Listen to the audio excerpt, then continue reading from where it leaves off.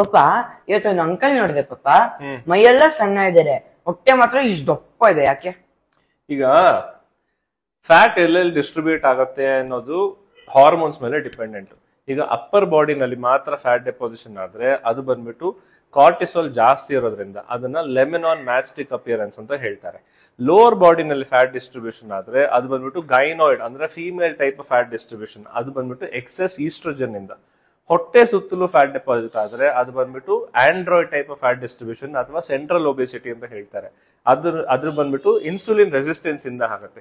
Thyroid ಅಲ್ಲಿ generally metabolism down ಇರೋದ್ರಿಂದ ಎಲ್ಲಾ ಕಡೆ ಫ್ಯಾಟ್ ಡೆಪಾಸಿಟ್. ಸೊ ಅಪ್ಪರ್ ಬಾಡಿನಲ್ಲಿ ಫ್ಯಾಟ್ ಡಿಸ್ಟ್ರಿಬ್ಯೂಷನ್ ಇದ್ರೆ ನಿಮ್ಮ ಫೋಕಸ್ ಬಂದ್ಬಿಟ್ಟು ಸ್ಟ್ರೆಸ್ ಮ್ಯಾನೇಜ್ಮೆಂಟ್ ಮೇಲೆ ಇರಬೇಕು.